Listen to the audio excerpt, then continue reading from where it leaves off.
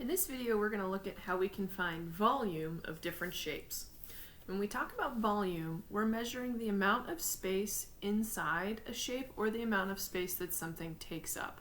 So if I wanted to know how much space my bookshelf would take up in my room, I could find the volume of it. If I wanted to know how much water would fit inside a water bottle, that's also volume. So volume is a three-dimensional measurement, and we're talking about how much space something takes up or how much we can fill it. And we're going to start by looking at volume of our rectangular prisms here. I'm going to get my pen working here. And if you look at our formulas here, this is what you would see on the formula sheet for the rectangular prism.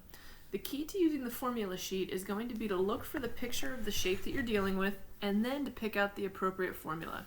So since we're dealing with volume, we're going to look for the formula that starts with the V. So our formula for a rectangular prism is V equals LWH. So I'm going to start by copying that down.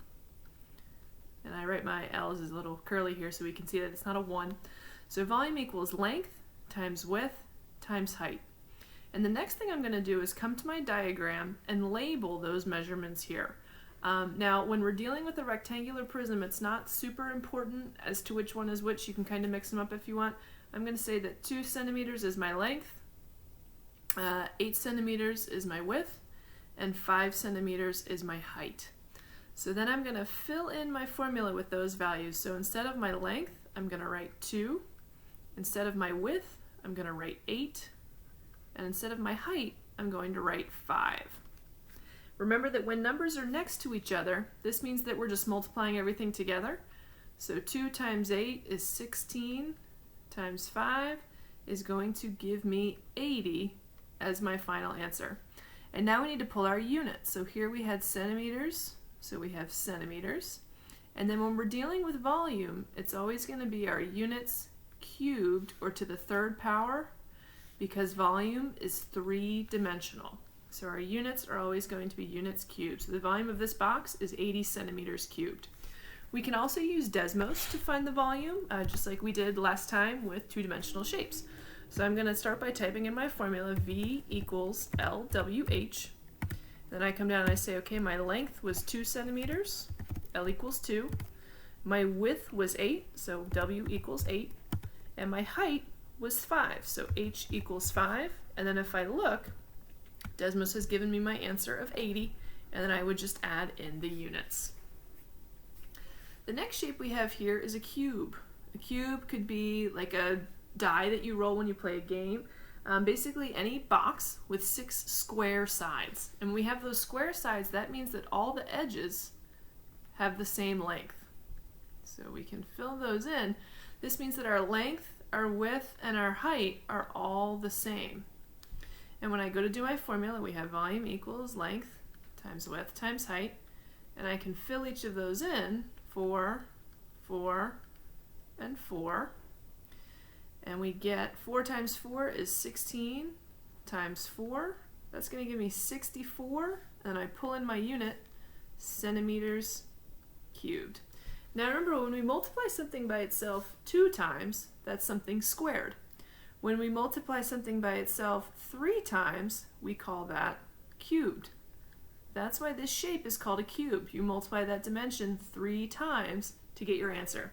We can also use Desmos to find the answer here as well. So I can actually just take what I did before, change my length to 4, change my width to 4, change my height to 4, and I get my volume of 64 centimeters cubed. So all we have to do, all we have to do here is pick out the formula, substitute in our values, and then we let the computer, the calculator, do the rest of the work to get our answer. We're also going to be finding volume of cylinders. And again, you can see that we have 2 formulas here, volume and surface area. Again, we're dealing with volume, so we want to use the formula that starts with V. And on that cylinder, you'll see 2 measurements. We have our height, how tall the cylinder is, and our radius. Remember again that the radius only goes halfway across a circle. So if I have a circle and I have a measurement that goes halfway across, that's the radius. If I have another segment that goes all the way across the circle, that's our diameter. And we need to take our diameter and divide it by 2 to get the radius. So we always have to check that when we're dealing with a cylinder. So if I look at this cylinder here, even though it's tipped over on its side, it's still the same shape as what we see on our formula sheet. So I look here, I see this segment, it goes from the center of the circle out and it's only halfway, so this means that my radius is 2, and then the length of that cylinder, if I were to stand it up, that would be my height, so my height is 12. And now I'm going to start by copying down my formula, volume equals pi r squared h. We can go ahead and substitute in our values. Pi is 3.14, our radius is 2 squared, and our height is 12. Then we can come over to our calculator, substitute everything in, and get ready to go. So I'm going to type in volume equals 3.14 r squared h. I'm going to say that my radius is 2 and my height is 12. And then we can see that we have our answer of 150.72. You can also just use the calculator to find your answer. You don't need to set up this formula each time. It's up to you. It's your choice as to how you want to do it. So we have 150.72 centimeters cubed. Now we need to look at this cylinder. We have a segment that goes all the way across the circle. That means that this is our diameter of 6. What would be the radius if our diameter is 6? All right, remember that our radius is half of our diameter. So I'm going to take my diameter and divide it by 2, and we get a radius of 3 centimeters. So r is going to be 3, and this is still my height, 8. So again, I come to my formula, volume equals pi r squared h. I'm going to substitute in my values. Again, my radius is 3, so I'm not using this 6 anymore. I'm just using that 3 centimeters. And then times my height. So we come back to our calculator. R is now 3, my height is 8, and my volume is that number right there, which is 226.08 centimeters cubed, because we're dealing with volume. And I want to point out something cool about the formulas that we're using to find volume here.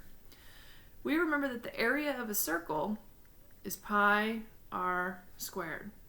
If we look in our volume formula for a cylinder, I know it's tiny, we can see that here. Pi r squared times my height. So we have an area times my height. And this is the area of the base, or the flat part of the shape, times my height.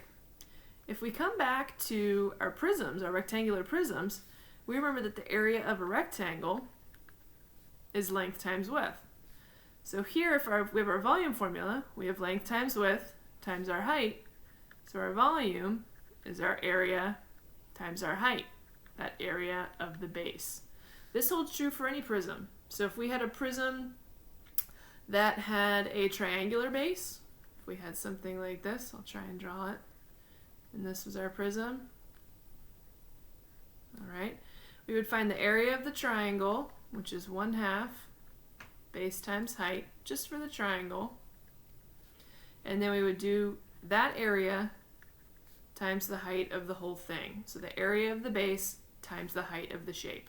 It'll work if you have a trapezoid, a circle, pentagon, octagon, square, rectangle, any prism, you'll be able to do it that way. All right, so now we're going to take what we know about volume and apply it. Here we have a table, and we want to know which of these 4 rectangular prisms has the greatest volume.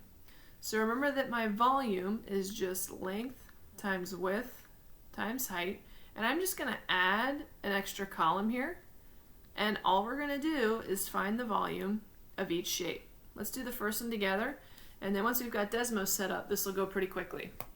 So I'm going to change my formula here. We want LWH, length times width times height.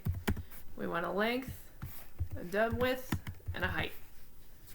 So my first one says that my length is 2 feet, so I'm going to fill that in.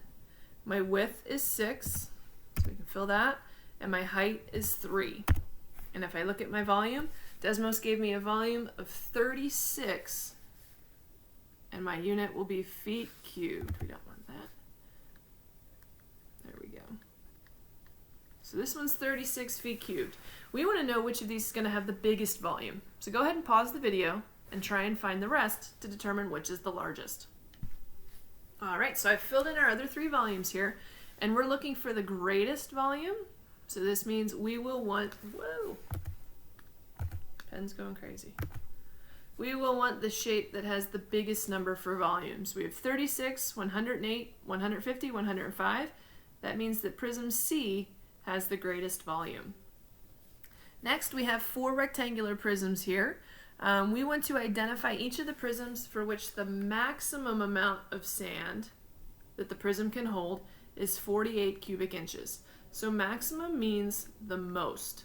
So which of these containers is 48 the most that it can hold? In other words, for which of these containers is the volume equal to 48 inches cubed? We'll label these A, B, C, and D. When we're talking about maximum, that means that the volume is 48, not that it's less than 48, not that it's bigger than 48, but which of these figures has a volume of exactly 48 cubic inches. We're going to do the same exact thing. We're going to find the volume of each one and see which is equal to 48. So go ahead and pause the video and try that out. All right. So if we look at each of these, 12 times 2 times 2 is 48 inches cubed. So A is an answer.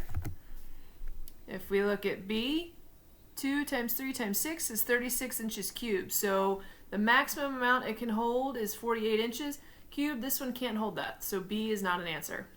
Next we had C, 6 times 2 times 8 is 96 inches cubed.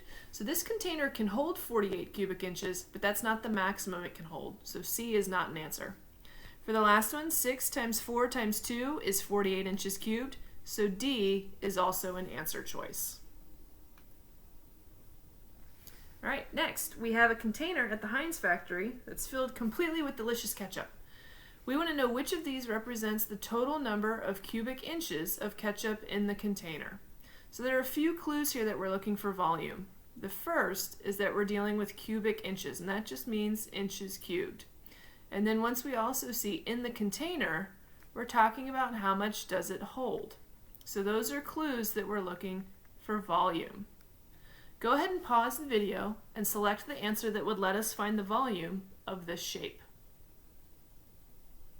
All right, so if we look at this, we know that our formula for volume of a cylinder is pi r squared h, the area of the base, the area of that circle, times the height of the shape. So if we start to substitute in our values here, I can see that pi is in each of my answers, so I'm not going to change it to 3.14, so I'm just going to leave it as pi, times, now I need my radius. Notice that this 6 feet goes all the way across the top. That means my radius is going to be just half of that, so we want a radius of 3 feet. So that's going to be 3 squared, and then times my height, which is 15 feet. So we need pi times 3 squared times 15, which is choice C. The last question asks us to find the volume of the figure below. So I want you to imagine that we have 2 boxes that we're combining. I have my rectangular box down here and my cylindrical box. If I put them together, I want to know how much that whole thing can hold. So we need to find the volume of the cylinder and add it to the volume of the box to get our total. So go ahead and pause the video and see if you can figure out this total volume. All right, so if we look at this question, I started by finding the volume of the cylinder. So I've got my radius of 3 centimeters and my height of 10 centimeters. So I substitute that all into my cylinder volume, and I get 282.6 centimeters squared. And you can see that I did my work over here on Desmos. 3.14 times my radius squared times my height. Then I did the box. So for the box, we have a length, a width, and a height. I used 15 for my length, 5 for my width, and 7 for my height. I did that multiplication on the calculator, and we got 525 centimeters cubed. Now, I wanted the volume of the whole figure, which means that I want the volume of this whole thing. So I need to add those 2 shapes together, and we get a volume of 807.6 centimeters cubed.